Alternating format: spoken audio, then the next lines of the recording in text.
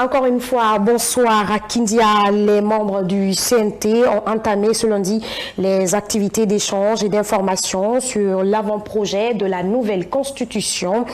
Cette première cérémonie a été lancée à l'École nationale d'instituteurs de Kindia. Elle a mobilisé plusieurs cadres de l'administration publique ainsi que certains élèves et encadreurs. Suivaient la correspondance de Carnonso depuis Kindia. La première activité a démarré ce lundi matin à l'École nationale d'instituteurs de Kindia. Devant une foule d'étudiants et élèves venus des différents établissements scolaires de la ville, les membres du CNT ont expliqué en détail les grandes lignes de la nouvelle constitution. Des points comme la santé, l'éducation, la représentativité au sein de l'administration ont été présentés par les membres du CNT. Nous sommes venus demander l'avis de la population de Kindia, ce qu'elle souhaiterait écrire dans cette nouvelle constitution qui va être notre loi fondamentale pendant les 30 prochaines années. Nous avons recueilli des avis et les populations de Kindia nous a expliqué ce qu'elles souhaiteraient que ça figure dans la constitution. Nous avons procédé à un dépouillement de ces requêtes et nous avons élaboré cette nouvelle constitution, cet avant-projet.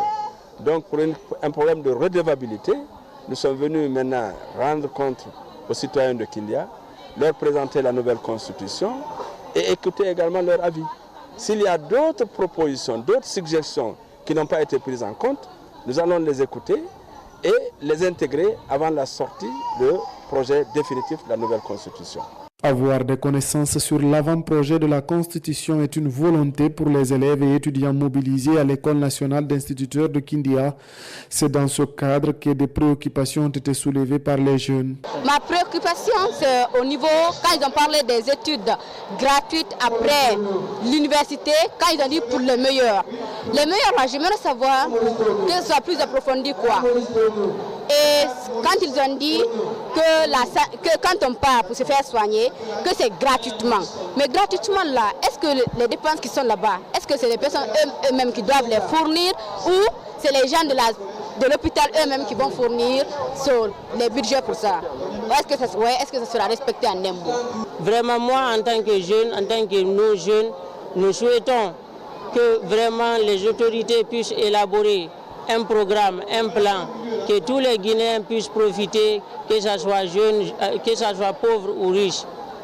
Après l'ENI, la mission s'est rendue au gouvernorat pour rencontrer les présidents de délégation et sous-préfets pour une rencontre préparatoire. Nous avons eu la direction d'informer nos populations que l'avant-projet qui est en route va arriver aux populations.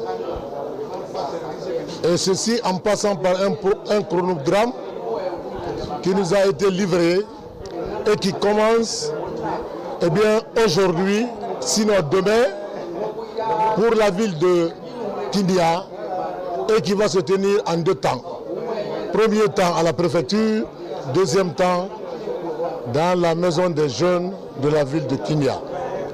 À partir du 14, la délégation du CNT va se déployer dans les sous-préfectures du 14 au 21.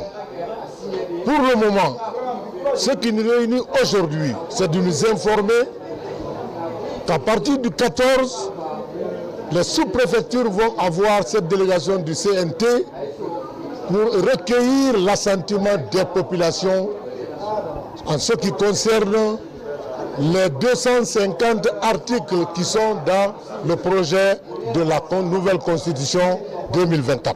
Ces activités de vulgarisation de l'avant-projet de la nouvelle constitution sont prévues dans toute l'étendue du territoire national. À Kindia, plusieurs autres rencontres sont prévues dans la commune urbaine et dans les sous-préfectures.